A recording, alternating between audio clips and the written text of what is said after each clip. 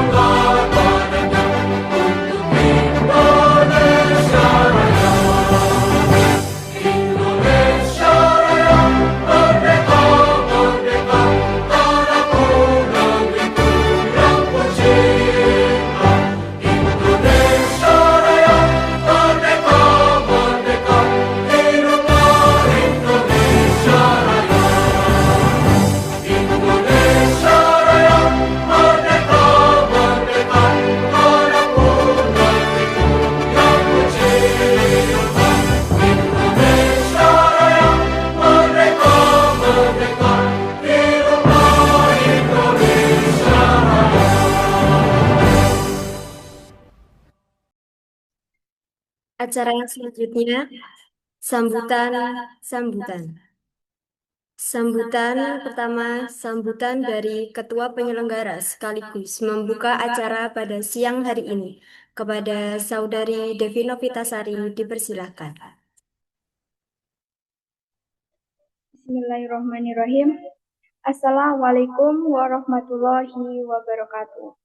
Alhamdulillahirabbil alamin. Wassalatu wassalam ala asyrafil anbiya'i wal mursalin Sayyidina Muhammadin wa ala alihi syabi'i ajmain amma ba'du. Selamat siang dan salam sejahtera untuk kita semua. Yang terhormat Bapak Riza Dwi Tias Widiawoko MPD yang pada kesempatan kali ini berhalangan hadir, namun senantiasa kita harapkan doa dan dukungannya. Yang saya hormati Ibu Nimas Permata Putri, SHUM MPD selaku dosen pengampu mata kuliah morfologi. Yang saya hormati narasumber yang telah berkenan hadir untuk berbagi ilmu, serta rekan-rekan peserta webinar yang saya banggakan. Puji dan syukur marilah kita panjatkan kehadirat Tuhan Yang Maha Esa, karena atas rahmat, taufik, dan karunia-Nya, kita semua dapat berkumpul secara daring dalam keadaan sehat untuk mengikuti webinar dengan tema Ketika Morfologi Bertemu Realita, Studi Kasus Bahasa Sehari-hari. Hadirin yang berbahagia, melalui kegiatan ini dengan tema Ketika Morfologi Bertemu Realita, kami angkat karena adanya fenomena menarik dalam menggunakan bahasa sehari-hari seringkali. Kaidah morfologi yang bersifat baku, berbenturan dengan kreativitas, dialek, hingga pergeseran makna dalam percakapan real. Melalui studi kasus bahasa sehari-hari ini, kita akan melihat bagaimana proses pembentukan kata terjadi secara dinamis di lapangan, serta bagaimana kita sebagai akademis menyikapi perbedaan antara teori dan realita tersebut. Saya ucapkan terima kasih yang setulus-tulusnya kepada narasumber atas kesediaannya berbagi ilmu, serta kepada seluruh peserta webinar yang telah meluangkan waktu untuk hadir. Akhir kata, besar harapan saya, semoga kegiatan ini memberikan manfaat dan wawasan baru bagi kita semua. Semoga acara ini menjadi wadah diskusi yang memperkaya pemahaman kita mengenai penerapan ilmu morfologi secara kontekstual dalam kehidupan sehari-hari. Terima kasih. Wassalamualaikum warahmatullahi wabarakatuh.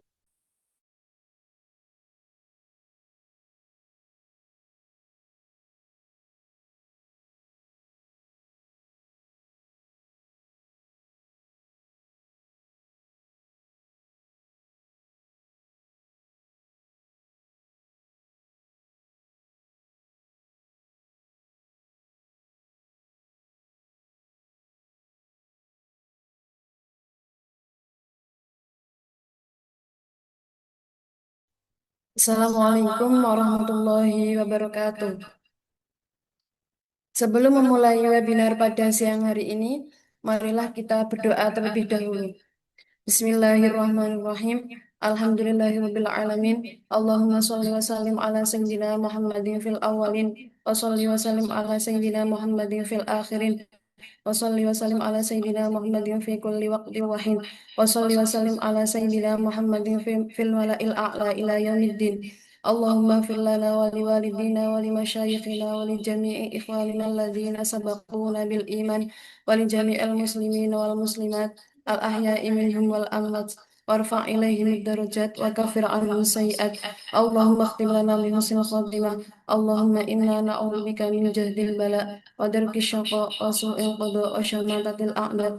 Allahumma inna nas'aluka syihhata wal asmata wal ifata wal amanata wa husnal khuluq wa ridha bil qadr. Allahumma inna na'udzubika min ilmin la yanfa wa qalbin la yakhsha wa amalin la yufa wa du'ain la yusma. Rabbana atina fid dunya hasanatan wa fil akhirati hasanatan wa qina adzaban nar. Rabbana la tuzigh qulubana ba'da idh hadaytana wa hab lana min ladunka rahmah innaka antal wahhab. Rabbana hab lana min azwajina wa dhurriyyatina qurrata a'yunin waj'alna lil muttaqina imama. Rabbana taqabbal minna innaka antas samiul alim wa tub 'alaina innaka antat tawwabur rahim. Wa sallallahu ala sayyidina Muhammad wa ala alihi wa sahbihi wa sallam. Subhana rabbika rabbil izzati amma yasifun. Wassalamun alal mursalin. Walhamdulillahi rabbil alamin. Assalamualaikum warahmatullahi wabarakatuh. Acara selanjutnya yakni pemaparan materi oleh selaku narasumber kita pada siang hari ini kepada Kak Zakaria yang akan dipandu oleh moderator kita yaitu Kak Lia Nur Safira.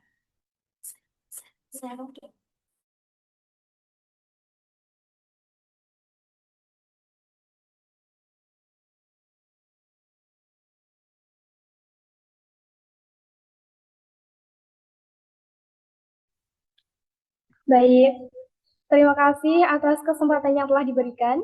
Sebelumnya, Assalamualaikum warahmatullahi wabarakatuh. Waalaikumsalam warahmatullahi wabarakatuh. Alhamdulillahirabbil alamin. Wassalatu wassalamu ala asrofil anbiya'i wal mursalin sayyidina wa maulana Muhammadin wa ala alihi wa ashabihi ajma'in amma ba'du. Puji syukur atas kehadirat Allah Subhanahu wa taala atas segala nikmat yang telah diberikan kepada kita sehingga kita dapat bertemu dan bertatap muka melalui virtual Zoom dalam keadaan sehat walafiat tanpa adanya aral suatu apapun. Selawat dan salam semoga tetap tercurah limpahkan kepada junjungan kita, Nabi Agung, Nabi Besar, Nabi Muhammad SAW, yang mana kita nantikan kelak syafaatnya di yaumul kiamah.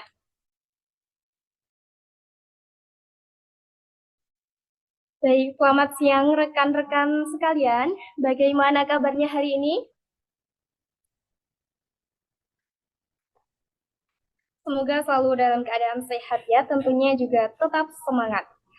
Perkenalkan, saya Lia Nur Safira, selaku moderator yang akan memandu jalannya sesi diskusi pada acara webinar kali ini. Pada kesempatan yang luar biasa ini, kita akan mendengarkan pemaparan dari materi yang sangat menarik dari rekan kita selaku narasumber hari ini, yakni Saudara Ahmad Zakaria, mahasiswa program studi pendidikan Bahasa dan Sastra Indonesia semester 3 yang akan membawakan materi berjudul Ketika Morfologi Bertemu Realita, kasus studi bahasa sehari-hari. Sebelumnya, saya akan membacakan profil singkat dari pemateri. Nama, Ahmad Zakaria, pendidikan, MI Gupi Gembong, MTS Ma'arif Gembong, MA Pondok Termas, dan saat ini sedang berkuliah di STKIP PGRI Pacitan. Alamat, RT 1 RW 7, Dusun Ngasem, Desa Gembong, Kecamatan Arjosari, Kabupaten Pacitan. Baik, demikianlah profil singkat dari pemateri kita yang tentunya sangat luar biasa. Nantinya akan tersedia waktu kurang lebih 20 menit bagi Kak Zakaria untuk memaparkan materi tanpa interupsi. Oleh karena itu, kami menghimbau kepada seluruh teman-teman peserta webinar morfologi untuk menyimak dengan baik dan menanggapi pemateri pada saat sesi diskusi dan tanya jawab. Apakah Kak Zakaria sudah bergabung bersama kami?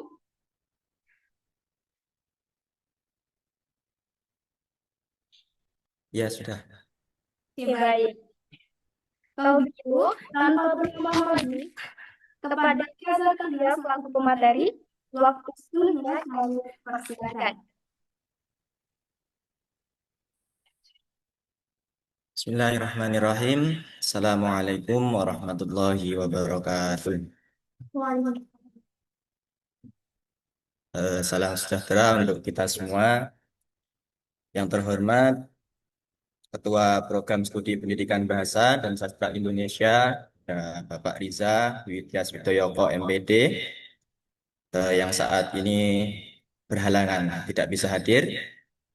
Yang saya hormati dosen pengampu mata kuliah morfologi Ibu Nimas Permata Putri, S.Hum MPD, serta seluruh partisipasi yang berbahagia. Puji dan syukur kita panjatkan kehadirat Allah Subhanahu wa Ta'ala karena atas rahmat dan karunia-Nya pada hari ini kita masih diberi kesempatan untuk belajar bareng secara daring dalam keadaan sehat. Allahumma sholli ala Sayyidina Muhammad, salawat dan salam dan mudah-mudahan tetap tercurahkan kepada Nabi Muhammad yang telah membawa kita semua minal dzulumati ilan nur. Mudah-mudahan kita semua di dunia lisan kita selalu basah dengan bacaan sholawat, hati kita ada rasa cinta kepada beliau sehingga kelak di yaumil qiyamah kita mendapatkan syafaat dan tergolong menjadi umat beliau yang kelak bisa bersama dengan beliau di surganya Allah Subhanahu wa Ta'ala. Sebelumnya saya ucapkan terima kasih kepada Mbak Moderator atas kesempatan yang diberikan kepada saya untuk memaparkan materi pada kesempatan ini. Juga kepada seluruh peserta webinar yang tidak bisa saya sebut satu persatu, terima kasih atas partisipasinya. Langsung saja, pada kesempatan kali ini saya akan membahas satu topik yang sebenarnya sangat dekat dengan kehidupan kita sehari-hari. Sebentar teman-teman.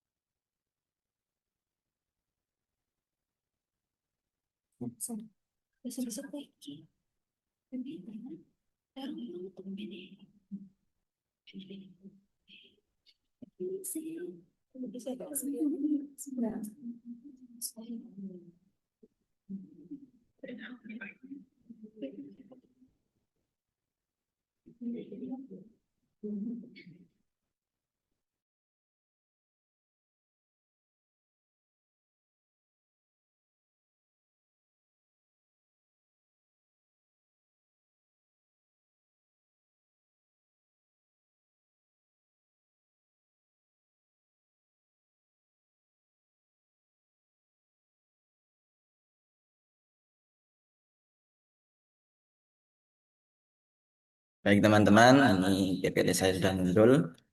Bahwasanya pada hari ini kita akan membahas dengan topik ketika morfologi bertemu realita. Studi kasus bahasa sehari-hari. Jadi kalau kita perhatikan judulnya, sebenarnya ini bukan sekedar judul akademik saja. Judul ini menggambarkan pertemuan antara teori dan realita. Di satu sisi morfologi yang sering kita temui sebagai teori bahasa di ruang kelas, dan di sisi lain realita bahasa, yaitu cara kita berbicara, menulis, mungkin ketika kita membalas pesan atau membuat caption atau berkomunikasi sehari-hari. Nah, seringkali apa yang kita pelajari secara teori itu tidak selalu sejalan dengan apa yang kita lakukan dalam praktik. Kita sudah sama-sama tahu bahwa secara teori itu ada aturan ataupun mungkin kaidah atau strukturnya. Namun dalam realita sehari-hari yang nyatanya, yang penting kita itu menyampaikan pesan pesan itu sampai dan dapat dipahami.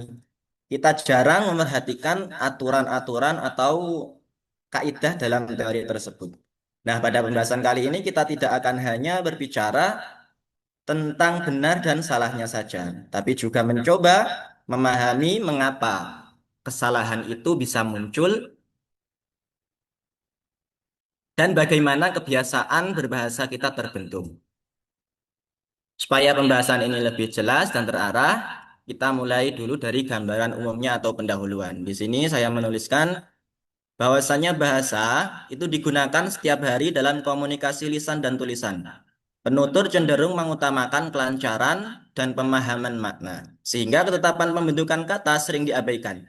Kesalahan morfologi pun menjadi kebiasaan karena terus digunakan. Jika ini dibiarkan, maka hal ini dapat menurunkan kualitas bahasa Indonesia. Jadi bahasa itu adalah suatu yang tidak pernah lepas dari kehidupan kita.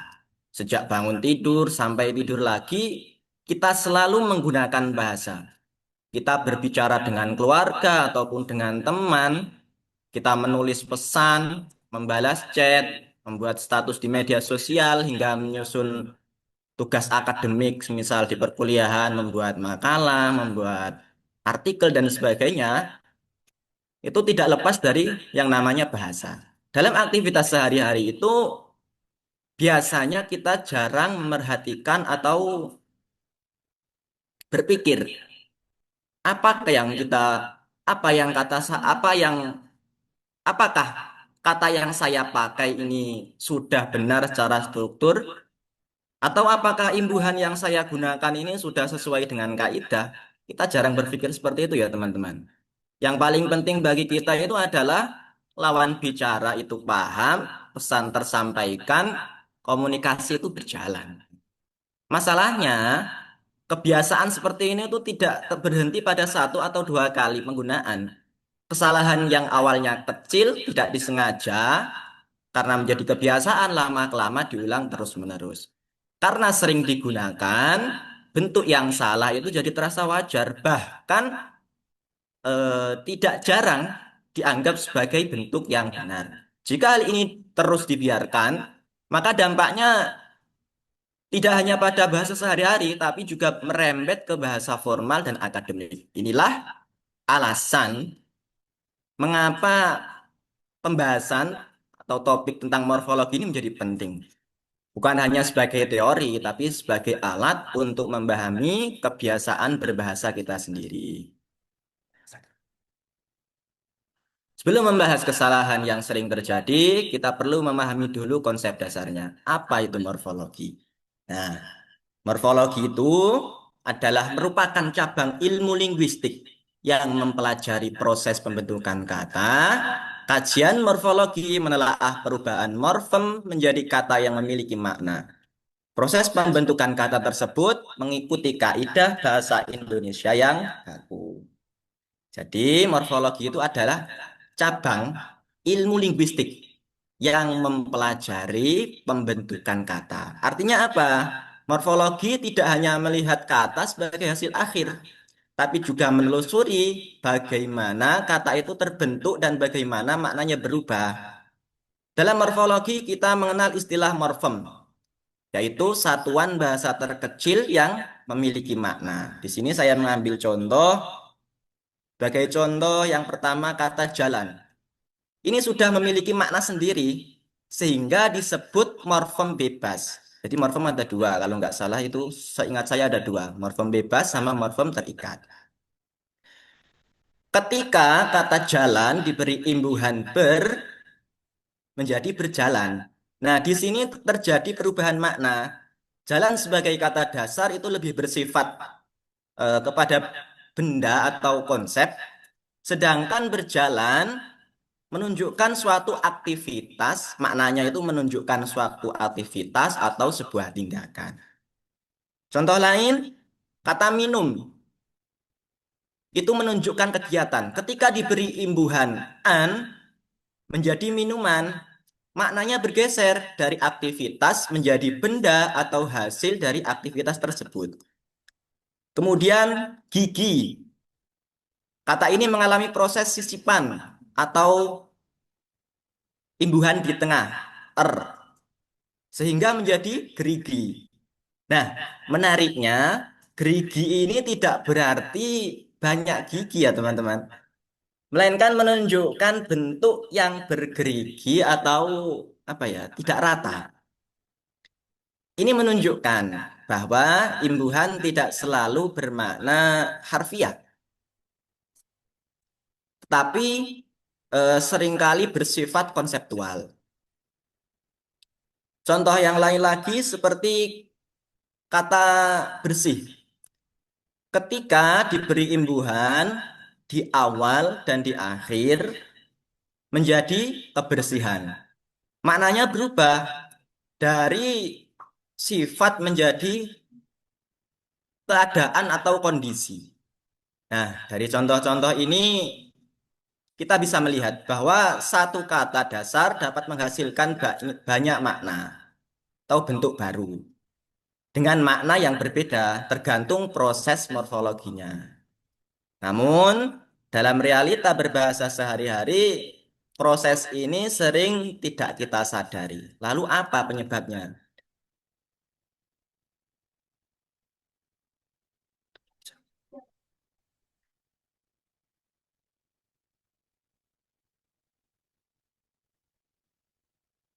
Nah, penyebab kesalahan morfologi itu ada beberapa faktor.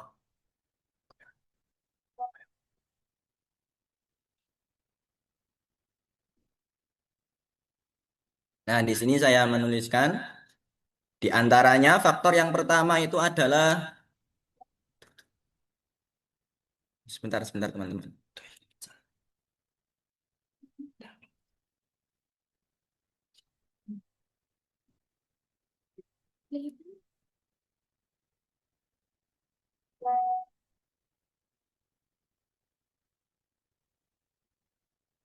Yang pertama itu adalah inferensi, bahasa lisan ke dalam bahasa tulis.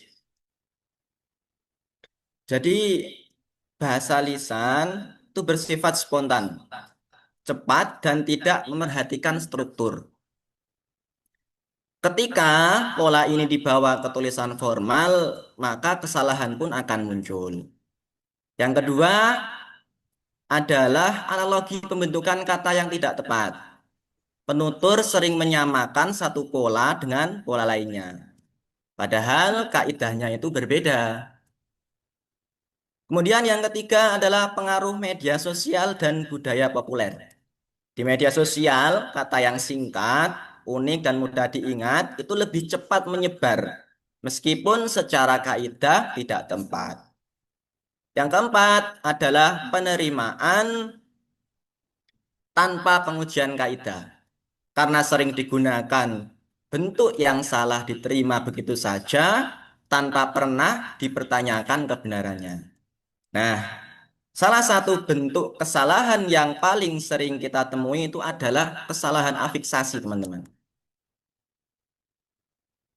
Jadi, afiksasi itu sendiri pengertiannya adalah proses penambahan atau imbuhan pada kata dasar. Kesalahan afiksasi terjadi ketika imbuhan yang digunakan itu tidak sesuai dengan kaidah bahasa Indonesia. Di sini saya menuliskan contohnya. Yang sangat sering kita dengar adalah kata merubah. Sering kita dengar, bahkan kita gunakan sehari-hari ya. Banyak orang mengira kata dasarnya itu adalah rubah. Padahal kata dasar yang benar itu adalah ubah. Jika kata ubah diberi perfik atau imbuhan di awal, maka bentuk yang benar itu adalah mengubah, bukan merubah. Contoh lain adalah kata mempengaruhi. Kata dasarnya adalah pengaruh. Sesuai kaidah, huruf P pada kata dasar harus luluh. Sehingga bentuk yang benar itu bukan mempengaruhi, tapi memengaruhi. Nah, kesalahan seperti ini terjadi karena kebiasaan lisan dan kurangnya kesadaran terhadap aturan morfologi. Selain afiksasi, kesalahan juga sering terjadi pada pengulangan kata atau kalau dalam istilahnya itu adalah reduplikasi atau pengulangan kata. Pengertian reduplikasi itu sendiri itu adalah kata ulang yang digunakan untuk menyatakan jamak atau penegasan. Namun kesalahan muncul ketika penanda jamak itu digunakan secara berlebihan. Contohnya di sini para mahasiswa-mahasiswa. Kata para ini sudah menunjukkan bermakna jamak yang artinya banyak. Ketika masih ditambahkan mahasiswa-mahasiswa, maknanya ini akan menjadi mubazir. Jadi yang benar ya kalau sudah ada kata jamak di awal, nggak perlu mahasiswa-mahasiswa ini diulang, cukup para mahasiswa. Contoh lain adalah kata banyak orang-orang. Kata banyak ini sudah menunjukkan jamak sehingga pengulangan orang-orang tidak diperlukan. Nah, kesalahan ini biasanya terjadi karena penutur ingin menekankan makna, tapi justru melanggar aturan kaidah bahasa. Namun, tidak semua bentuk yang menyimpang dari kaidah itu selalu dianggap kesalahan. Ada kalanya penutur justru sengaja membentuk kata baru agar terasa lebih ekspresif dan dekat dengan kehidupan mereka. Dari sinilah muncul apa yang kita kenal sebagai bahasa gaul atau slang. Jadi bahasa gaul itu sendiri merupakan bentuk kreativitas berbahasa yang juga melibatkan proses morfologi. Di sini saya mengambil contoh kata baper, kemudian mager, kemudian bucin. Yang ini merupakan seperti baper ini adalah singkatan dari berasal dari bawa perasaan. Kemudian mager dari malas gerak. Bucin yang artinya atau kepanjangannya budak cinta. Nah, proses ini disebut akronim atau pemendekan. Dalam konteks informal, penggunaan bahasa gaul ini wajar dan bahkan memperkaya ekspresi bahasa. Akan tetapi masalah muncul ketika bahasa gaul itu digunakan dalam konteks formal atau akademik tanpa mempertimbangkan situasi dan tujuan komunikasi. Jika kesalahan dan ketidaktepatan ini terus dibiarkan, tentu dampaknya itu akan sangat banyak. Nah, di antara dampak-dampak kesalahan morfologi itu yang pertama dapat menurunkan kejelasan komunikasi. Pesan menjadi kurang efektif dan berpotensi menimbulkan salah paham. Dalam konteks akademik, kesalahan ini membuat tulisan terlihat tidak profesional dan kurang berkualitas. Lebih jauh lagi, bentuk yang salah itu bisa diwariskan ke generasi berikutnya dan dianggap sebagai bentuk yang benar. Jadi ini semua teman-teman, dampak kesalahan daripada morfologi. Menurunkan kejelasan dan keefektifan komunikasi, menimbulkan kebingungan makna, membuat tulisan terlihat tidak profesional, mengganggu pemahaman pembaca, menurunkan kualitas bahasa akademik, kesalahan dianggap sebagai bentuk yang benar, dan mengganggu kejelasan dan ketepatan penyampaian gagasan.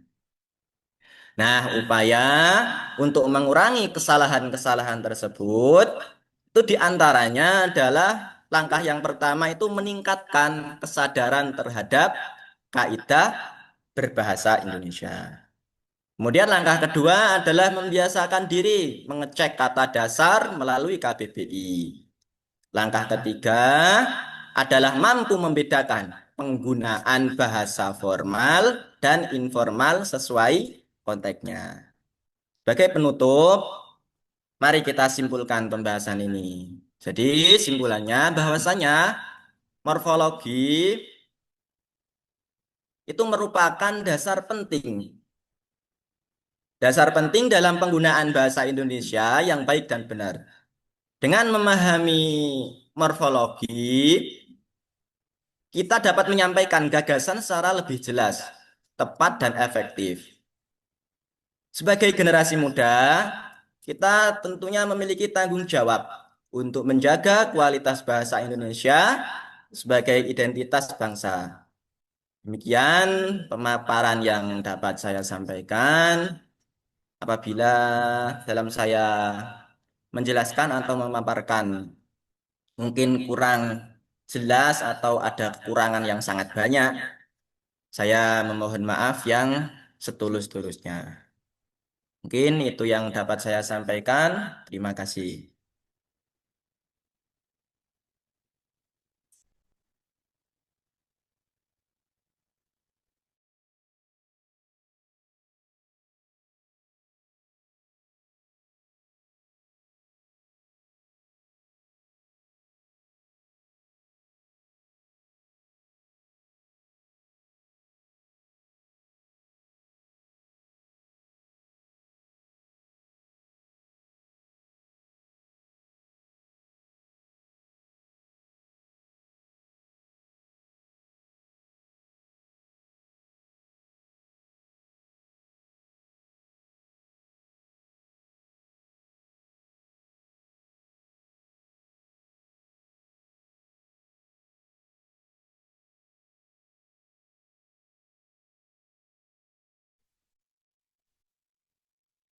Baik, terima kasih kepada Kak Ahmad Zakaria atas materi yang telah disampaikan dengan sangat menarik dan bermanfaat ya teman-teman.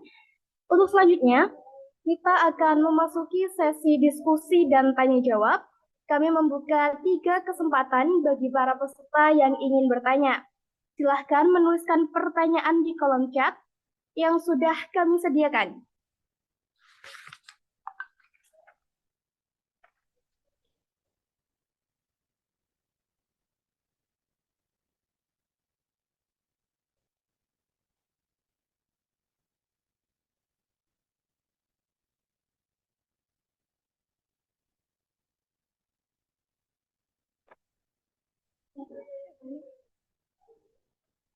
Silahkan untuk rekan-rekan yang ingin bertanya, kami membuka 3 kesempatan bagi para peserta yang ingin bertanya.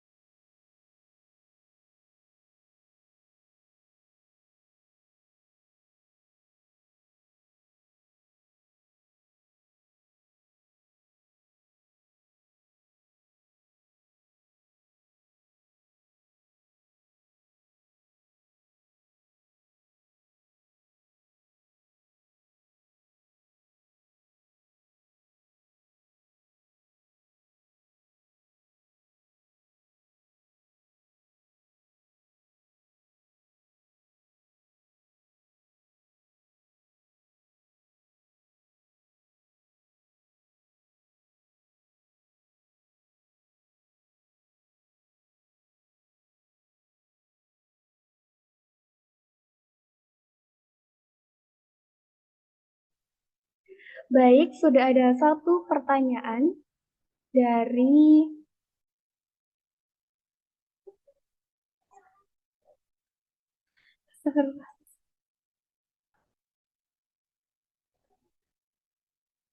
Kak Ica Apriana, A, PM, pendidik.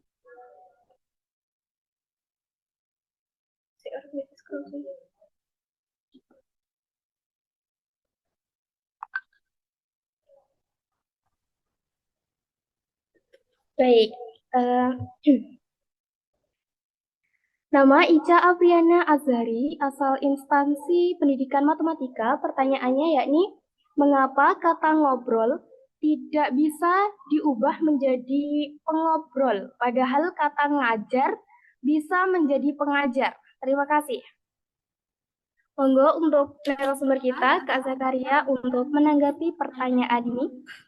Kami persilakan. Oke, terima kasih kepada yang sudah bertanya. Ini pertanyaan yang sangat bagus ya. Jadi, kenapa kata ngobrol itu tidak bisa diubah menjadi pengobrol, padahal kata ngajar bisa menjadi pengajar. Jadi gini, kata ngobrol itu tidak bisa diubah menjadi pengobrol, sedangkan ngajar itu bisa menjadi pengajar. Itu karena ada perbedaan bentuk dasar dan makna kata kerjanya.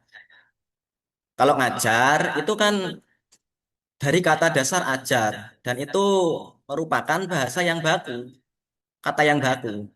Kata ajar itu adalah verba yang bermakna tindakan aktif dan tidak bisa memiliki pelaku tetap. Karena itu kata ini bisa diberi imbuhan, afiksasi atau imbuhan pen untuk membentuk kata pelaku. Jadi menjadi pengajar atau orang yang mengajar.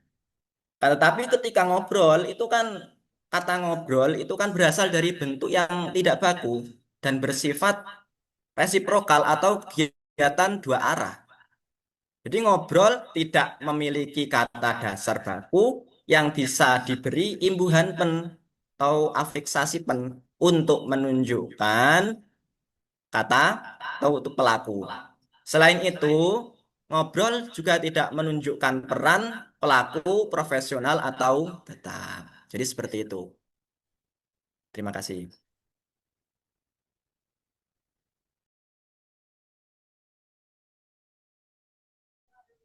Baik, terima kasih atas jawaban yang telah diberikan oleh narasumber kita. Semoga dapat membantu menjawab pertanyaan dari Kak Ita.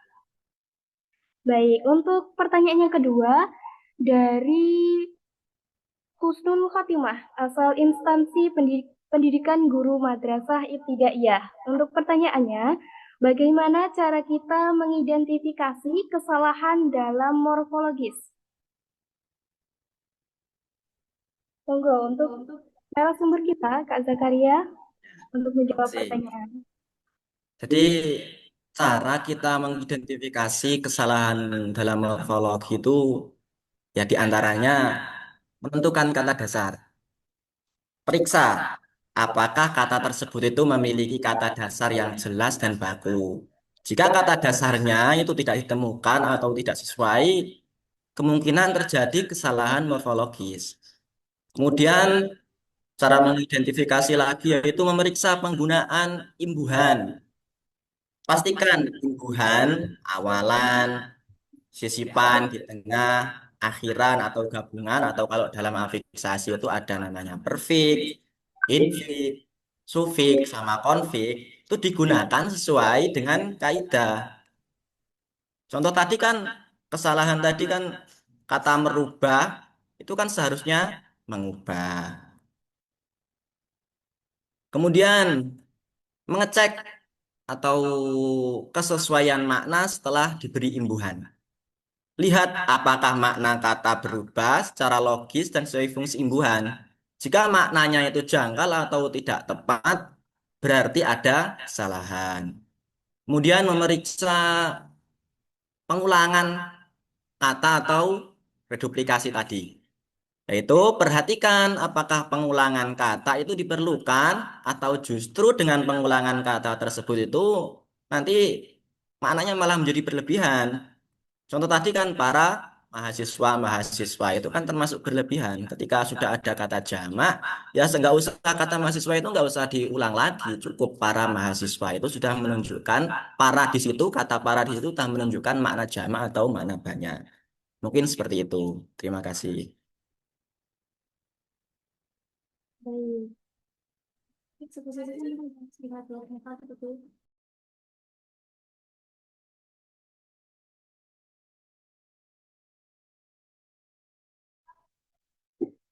Baik, untuk pertanyaan yang ketiga, saya bacakan. Perkenalkan Kak, saya Muhammad Ridwan Mahendra Putra, mahasiswa STKIP PGRI Pacitan, Prodi PBSI kelas A semester 3.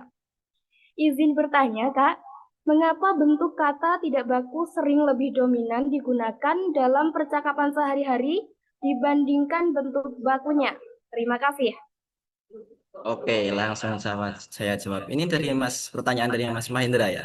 Nah, teman saya sendiri ini nanti kalau dari jawaban yang saya sampaikan di sini belum begitu paham, nanti bisa ngopi sama saya. Saya jelaskan lebih detail.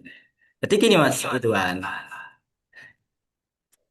mengapa bentuk kata tidak baku itu sering lebih dominan digunakan dalam percakapan sehari-hari dibanding bentuk bakunya? Nah, itu alasannya karena satu di antaranya lebih praktis dan spontan bahasa tidak baku itu. Bahasa sehari-hari digunakan secara tepat dan alami sehingga penutur cenderung memilih bentuk yang mudah diucapkan tanpa memikirkan kaidah baku. Kemudian pengaruh kebiasaan lingkungan. Kata tidak baku sering dipakai oleh orang-orang di sekitar kita. Karena sering didengar, bentuk tersebut terasa wajar dan akhirnya menjadi kebiasaan. Kemudian situasi komunikasi yang santai. Percakapan sehari-hari bersifat informal sehingga tidak menuntut ketetapan kaidah seperti dalam tulisan atau situasi resmi. Pengaruh media sosial tadi dan budaya populer.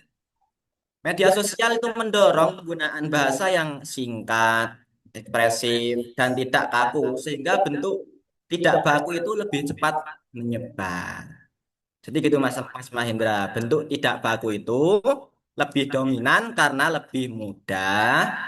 Ketika saat kita ngomong itu lebih mudah, saat kumpul teman itu bisa ketika ngomong dengan bahasa yang tidak baku itu lebih akrab dan sesuai dengan konteks komunikasi sehari-hari. Meskipun bentuk baku tetap diperlukan dalam situasi formal. Jadi seperti itu Mas Mahendra.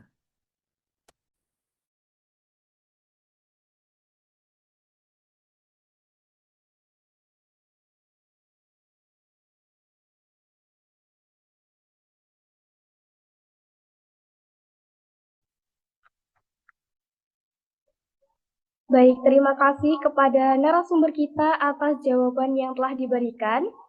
Bagi teman-teman yang pertanyaannya belum sempat terjawab, kami mohon maaf karena keterbatasan waktu diskusi. Semoga kita dapat bertemu kembali di lain kesempatan. Kami mengucapkan terima kasih kepada narasumber kita, Kak Ahmad Zakaria, atas waktu dan pemaparan materi yang telah diberikan. Semoga apa yang telah disampaikan dapat bermanfaat bagi kita semua. Untuk seluruh teman-teman peserta, tautan presensi telah kami bagikan di kolom chat Zoom. Kepada narasumber dan seluruh peserta webinar, kami mohon untuk tidak meninggalkan ruang Zoom terlebih dahulu, karena akan dilanjutkan dengan sesi foto bersama yang akan dipandu oleh MC. Saya Lianur Safira, selaku moderator memohon maaf apabila terdapat kesalahan selama saya memandu jalannya diskusi. Billahi taufiq wal hidayah, waridho wal inayah. Wassalamualaikum warahmatullahi wabarakatuh. Selanjutnya saya kembalikan ke MC. Terima kasih.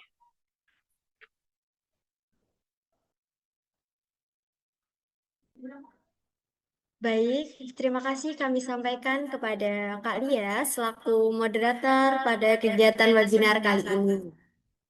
Selanjutnya, silakan untuk seluruh partisipan mengaktifkan kamera karena kita akan melakukan sesi foto bersama.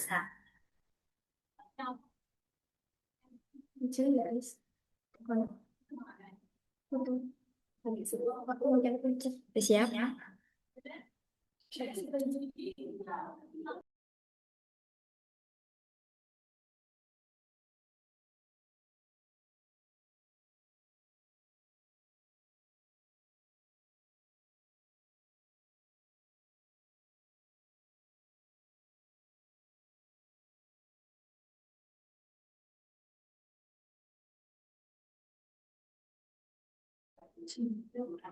Baik, untuk slide 1, hitungan 1, 2, 3.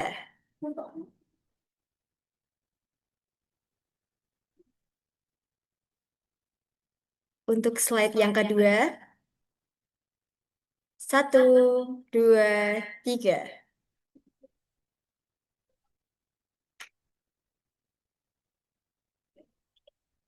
Untuk slide yang ketiga, 1, 2, 3.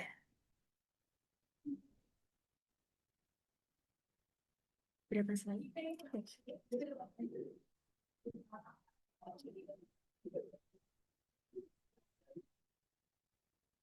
Terima kasih kepada narasumber serta rekan-rekan yang telah berpartisipasi aktif pada webinar kali ini. Acara demi acara telah kita lalui bersama. Saya, Amelia Nuraini, selaku pembawa acara, memohon maaf yang setulus-tulusnya apabila terdapat kesalahan yang disengaja maupun tidak disengaja. Akhiru kalam billahi taufiq wal hidayah. Ihdinas siratal mustaqim. Wassalamualaikum warahmatullahi wabarakatuh. Waalaikumsalam.